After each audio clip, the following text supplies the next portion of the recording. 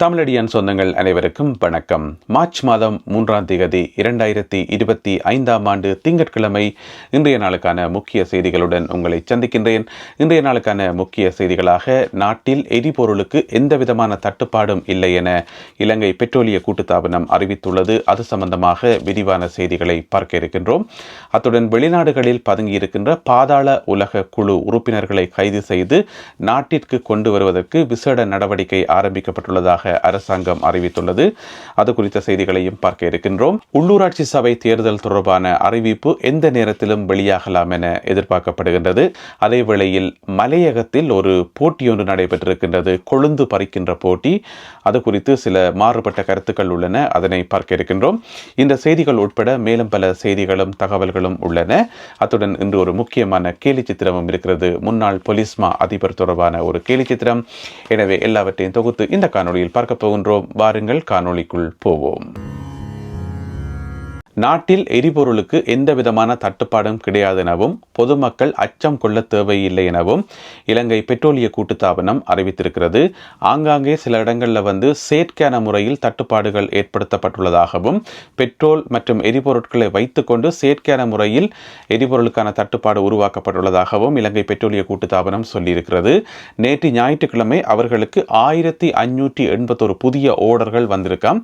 எனவே அவையெல்லாம் மிக விரைவில் விநியோகிக்கப்படும் என்று சொல்லி இலங்கை பெட்ரோலிய கூட்டுத்தாபனம் சொல்லியிருக்குது. அதே வேளையில் எரிபொருளை நாடு முழுவதும் விநியோகம் செய்கின்ற விநியோகஸ்தர்கள் தொடர்ந்தும் வேலைநிறுத்த போராட்டத்தில் ஈடுபடுவார்களாக இருந்தால் இலங்கை பெட்ரோலிய கூட்டுத்தாபனமே அதில் தலையிட்டு அவர்களே எரிபொருளை விநியோகம் செய்வார்கள் என அறிவிக்கப்பட்டுள்ளது.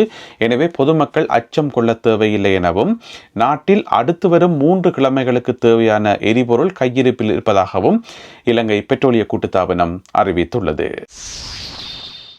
நாடு முழுவதிலும் இருக்கின்ற அனைத்து நீதிமன்றங்களிலும் 11 லட்சம் வழக்குகள் இன்னமும் விசாரிக்கப்படாமல், இன்னமும் முடிவுறுத்தப்படாமல் நிலுவையில் இருப்பதாக நேற்றைய நாள் செய்தியில் பார்த்திருந்தோம்.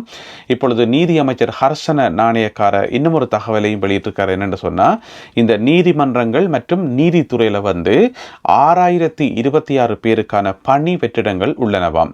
6026 பேருக்கான பணி வெற்றிடங்கள். எனவே இவை மிக விரைவில் நிரப்பப்படும் என நீதி அமைச்சர் ஹர்ஷன நாணயக்கார அவர்கள் சொல்லியிருக்கின்றார். எனவே நீதித்துறையில் வேலை வாய்ப்புகளை எதிர்பார்த்து காத்திருப்பவர்களுக்கு இது ஒரு நல்ல செய்தியாகும். உங்களுக்கு அந்த தகமை இருந்தால் நீங்கள் அதற்கு விண்ணப்பிக்க முடியும். 6026 பேருக்கு வெற்றிடங்கள் உள்ளனவாம்.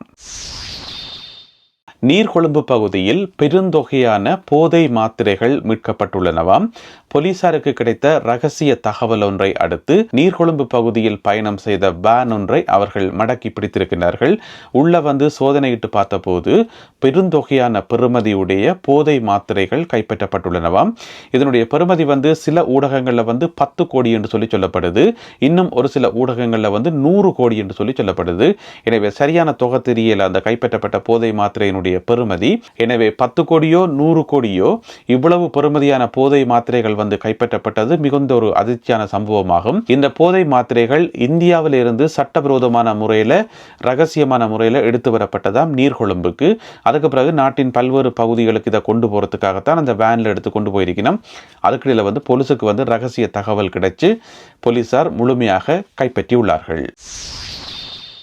அதேவேளையில் யாழ்ப்பாணம் மாதகல் பகுதியில் 128 கிலோ கஞ்சாவுடன் நபர் ஒருவர் பிடிபட்டிருக்கின்றார். இராணுவ புலனாய்வு பிரிவினருக்கு கிடைத்த ரகசிய தகவலை அடுத்து குறிப்பிட்ட அந்த பகுதியை சுற்றி வளைத்த அவர்கள் அங்கு 128 கிலோ கஞ்சாவுடன் நபர் ஒருவரை கைது செய்திருக்கின்றார்கள். இப்போ நீங்கள் படத்தில் பார்க்குற இவர் தான் அவர். எனவே இவர் இப்பொழுது தடுத்து வைக்கப்பட்டு விசாரிக்கப்பட்டு வருகின்றார். இவர் மட்டும்தான் இந்த செயல்பாட்டில் ஈடுபட்டாரா அல்லது இவருக்கு பின்னணியில் வேறு யாராவது இருக்கிறார்களா? இவரிடம் இவ்வளவு தொகையான கஞ்சா எப்படி வந்தது? இந்த மாதிரியான கோணங்கள்ல இப்பொழுது போலீசார் விசாரணைகளை மேற்கொண்டு வருகிறார்கள். வெளிநாடுகளில் பதுங்கியிருக்கும் 293 பாதாள உலக குழு உறுப்பினர்களை கைது செய்வதற்கான சிறப்பு நடவடிக்கை ஆரம்பிக்கப்பட்டுள்ளதாக அரசாங்கம் அறிவித்துள்ளது. உங்கள் எல்லாருக்குமே தெரியும், வெளிநாடுகளில் துபாய், இத்தாலி, இந்தியா மற்ற நாடுகள் என்று சொல்லி நிறைய இடங்களில் பதுங்கி இருக்கணும் இந்த வித்தியாசமான பேர் கொண்ட ஆக்கள். அங்கே இருந்து கொண்டு வாட்ஸ்அப்புகளால் மெசேஜ்கள் அனுப்பி ஸ்ரீலங்காவில் கொலைகள் கொள்ளைகளை செய்விக்கிறது, இங்கே காசு அனுப்புறது. எனவே இப்போ இவர்கள் எல்லாருமே அடையாளம் காணப்பட்டிருக்கணுமாம். அடையாளம் காணப்பட்டு 293 பேருடைய பெயர் விவரங்கள், அவர்கள் இந்த நாட்டில் வசிக்கணும் என்று சொல்லி சகல விவரங்களும் வந்து இப்போ திரட்டப்பட்டு இன்டர்போல் போலீஸுக்கு வந்து கொடுக்கப்பட்டிருக்காம். அப்போ இன்டர்போல் போலீஸ் வந்து இந்த மிஷனை வந்து அக்செப்ட் பண்ணியிருக்குது. இவர்களை வந்து கைது செய்து இலங்கைக்கு கொண்டு வர அந்த நடவடிக்கையில் வந்து தாங்கள் ஒத்துழைக்கிறோம் என்று சொல்லி அந்த இதை வந்து ஒத்துக்கொண்டுட்டோம். எனவே அவர்களுடைய உதவிகளுடன் மிக விரைவில் கைது நடவடிக்கைகள் ஆரம்பிக்கப்படும் என்று சொல்லி சொல்லப்படுகிறது. முதல் கட்டமாக இவர்கள் இப்போ எந்த நாட்டில் இருக்கணுமோ அந்த நாட்டை விட்டு வெளியேற முடியாதவாறு பிளாக் பண்ணப்பட்டிருக்கணுமாம். அதாவது இப்போ ஒரு ஆள் வந்து துபாயில் இருக்கார் என்று சொன்னால் அவர் துபாயை விட்டு வெளியில் போக முடியாது, வேறு நாட்டுக்கு போக முடியாது. அப்படி வந்து முதல் பிளாக் பண்ணப்பட்டிருக்கணுமாம். எனவே இவர்கள் அனைவரும் மிக விரைவில் கைது செய்யப்பட்டு சர்வதேச போலீஸால் இலங்கைக்கு கொண்டு வரப்படுவார்கள் என்று சொல்லி சொல்லப்படுகின்றது. ஏற்கனவே பார்த்தீங்கன்னு சொன்னால் அண்மை காலத்தில் நாட்டுக்குள் 19 பேர் கொண்டு வரப்பட்டிருக்கிறார்களாம். வெளிநாடுகளில் இருந்து 19 பேர் கொண்டு வரப்பட்டிருக்கிறார்கள். எனவே எஞ்சிய 293 பேரையும் நாட்டுக்கு அழைத்து வருவதற்கான நடவடிக்கைகள் ஆரம்பிக்கப்பட்டுள்ளதாக அரசாங்கம் அறிவித்திருக்கிறது. எனவே கைது செய்யப்படுற இந்த உறுப்பினர்களை ஒரு நல்ல நாளாக பார்த்து, ஒரு புதன்கிழமையாக பார்த்து, ஒரு காலமாக ஒரு 10 மணி போல் நீதிமன்றத்துக்கு கூட்டிகிட்டு போனீங்கன்னு சொன்னால் கொழும்பில் உள்ள நீதிமன்றத்துக்கு எல்லாமே நல்லா நடக்கும். மலையகத்தில் வந்து ஒரு போட்டி ஒன்று நடைபெற்றிருக்கிறது. அந்த போட்டி சம்பந்தமாக எனக்கு ஒரு மாறுபட்ட கருத்து ஒன்று இருக்குது. அதை நான் உங்களோட பகிர்ந்து கொள்ள விரும்புகிறேன். என்னென்னு சொன்னால் மலையகத்தில் நடந்த போட்டி என்னென்னா தேயிலை கொழுந்து பறிக்கின்ற போட்டி. இந்த போட்டி வந்து 60 தோட்டங்களைச் சேர்ந்த 50 பெண் போட்டியாளர்கள் கலந்து கொண்டிருக்கணும். அவைக்கான போட்டி என்ன சொன்னால் 15 நிமிடங்கள் டைம் கொடுக்கப்படும். இந்த 15 நிமிடங்களில் வந்து யார் அதிக அளவு கொழுந்து பறிக்கணுமோ அவர் வெற்றியாளர் என்று சொல்லி இந்த போட்டியில் வந்து 15 நிமிடத்தில் வந்து அதிக அளவு கொழுந்துகள் பறித்து வெற்றி பெற்றவர் யாருன்னு பார்த்தீங்கன்னு சொன்னால் ஆண்டனி ராஜலக்ஷ்மி என்று சொல்லப்படுற ஒரு சகோதரி. இப்போ நீங்கள் படத்தில் பார்க்குற இவா தான் வந்து வெற்றியாளர். அவாக்கு வந்து பணப்பரிசு 6,50,000 ரூபாய் வந்து கொடுக்கப்பட்டிருக்கிறது. அதில் எந்த விதமான பிரச்சனையுமே இல்லை.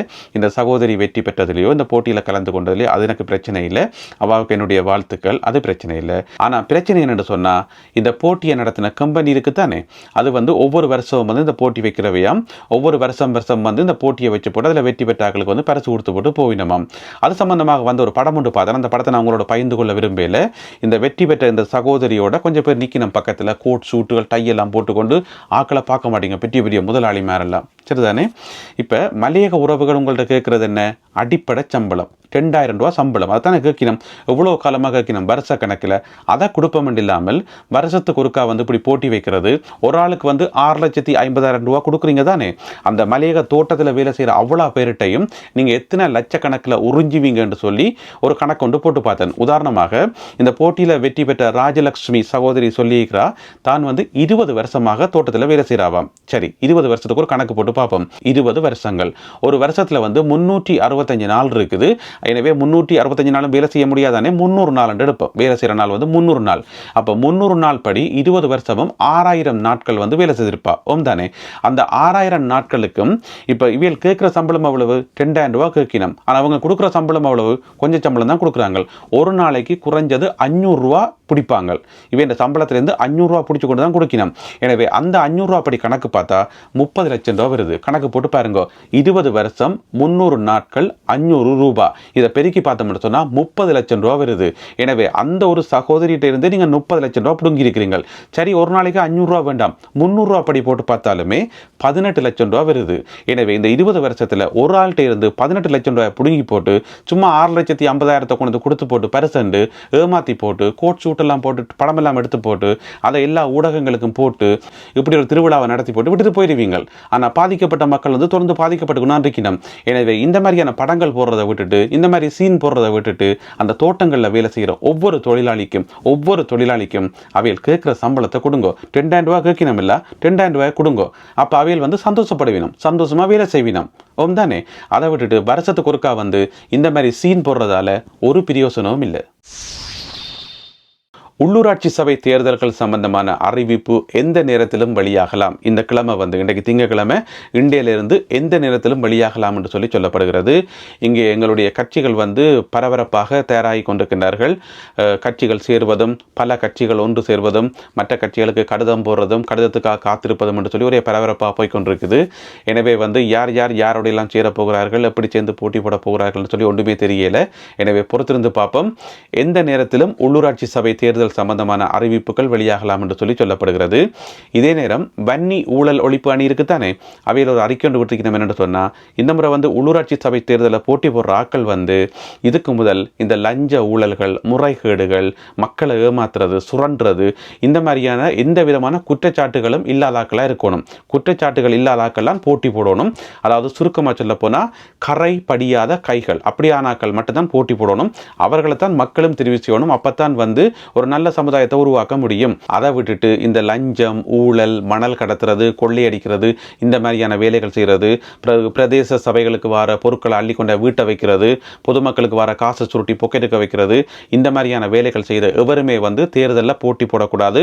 அப்படி யாராவது போட்டி போட்டு நான் தான் வேட்பாளர், அன்பான மக்கள் என்று கையை உயர்த்தி கொண்டு வந்தால் அவர்கள் அனைவருடைய பெயர் விவரங்கள் எல்லாம் போடப்பட்டு அவர்கள் செய்த வண்டவாளங்கள் எல்லாம் தண்டவாளம் ஏற்றப்படும் என்று சொல்லி வன்னி ஊழல் ஒழிப்பு அணி சொல்லியிருக்குது. எனவே அன்பான மக்களே, நல்ல வேட்பாளர்களாக தெரிவு செய்யுங்க. இப்பயே நாங்கள் முட்கூடியே தயாராக இருக்கணும். நல்ல வேட்பாளர்களாக இருக்கணும். அந்த வேட்பாளர்கள் சின்சியராக உங்களுக்கு வேலை செய்யணும். உங்களுக்கு வேலை செய்கிறது, உங்களுக்கு சேவை செய்கிறது ஒன்றே அவர்களுடைய கொள்கையாக இருக்கணும். அதை விட்டுட்டு அரசியலுக்கு இந்த உள்ளூராட்சி சபை தேர்தலில் வெற்றி பெற்று 4 காசு சம்பாதிக்கலாம் என்ற எண்ணத்தில் இருப்பவர்கள் தயவு செய்து அரசியலுக்கு வர வேண்டாம். அப்படியே நீங்கள் வந்தாலும் வன்னி ஊழல் ஒழிப்பு அணி உங்களுடைய படங்கள் எல்லாம் போட்டு உங்களுடைய வண்டவாளம் எல்லாம் எழுதுவார்கள். எனவே ஏன் தேவையில்லாத வேலை? உண்மையாக மக்களுக்கு சேவை செய்யக்கூடியவர்கள், மக்களை நேசிக்கக்கூடியவர்கள், எந்த நேரமும் அல்லும் பகலும் மக்களுக்கு சேவை செய்யணும். இந்த நினைப்பில் இருக்கிறார்கள். சமூக அக்கறை உள்ளவர்கள் மட்டும் தேர்தலில் இறங்கி வெற்றி பெறுங்கோ. மக்களும் அவர்களுக்கு தான் வாக்களிப்பினம். ஏன்னு சொன்னால் மக்கள் இப்போ சரியான உஷாராயிட்டனம், சரியான விழிப்புணர்வு அடைஞ்சிட்டனம். எனவே வரப்போகிற நாட்கள் மிகவும் பரபரப்பாக இருக்கும் என்று சொல்லி எதிர்பார்க்கலாம். நல்லவர்கள் வரணும், சேவை செய்யக்கூடியவர்கள் வரணும். இதுதான் எங்களுடைய விருப்பம். எனவே பொறுத்திருந்து பார்ப்போம். அடுத்ததாக இன்றைய கேலி சித்திரம் கார்ட்டூன். பொதுவாக பார்த்தீங்கன்னு சொன்னால் போலீஸ் கள்ளரை பிடிக்கிறதுக்கு அல்லது யாராவது தேடப்படுற குற்றவாளிகளை பிடிக்கிறதுக்கு என்ன செய்யணும்னு சொன்னால் அவர்களுடைய படத்தை பிரிண்ட் பண்ணி வாண்டட் என்று போட்டு தேடப்படுகிறார் அல்லது வாண்டட் என்று போட்டு அங்கங்கே ஒட்டுவினம் தானே. அதே மாதிரி இங்கேயும் ஒரு போலீஸ்காரர் ஒரு ஆளுடைய படத்தை ஒட்டுறார் வாண்டட் என்று போட்டுட்டு. அந்த படத்தில் இருக்கிறவர் யாருன்னு பார்த்தீங்கன்னு சொன்னால் முன்னாள் போலீஸ்மா அதிபர் தேசப்பந்து தென்னக்கோன். அவரை தான் இப்போ தேடிக்கொண்டிருக்கிற நாடு முழுக்க. எனவே போலீஸ்காரர் போலீஸ்மா அதிபரையே தேடி போஸ்டர் ஒட்டுற சம்பவம் நான் நினைக்கிறேன் இந்த உலக வரலாற்றிலேயே இலங்கையில் மட்டும்தான் நடந்திருக்கும் போல இருக்குது. எனவே அதை சொல்ற ஒரு அழகான கேலி சித்திரம் இது. எனவே பொறுத்திருந்து பார்ப்போம் எப்போ கண்டுபிடிக்க போயிடும்னு சொல்லி. இப்போ என்ன பிரச்சனை சொன்னால் 2 பேரை கண்டுபிடிக்க வேண்டி கிடக்குது. ஒன்று முன்னாள் போலீஸ் அதிபர் தேசப்பந்து தென்னக்கோன், மற்றது செவ்வந்தி. செவ்வந்தி இப்போ எல்லாருமே மறந்துட்டோம். எனவே 2 பேரையும் இப்போ கண்டுபிடிக்கணும். பார்ப்போம் எப்போ இந்த 2 பேரும் கண்டுபிடிக்கப்பட போயிடும் என்று சொல்லி.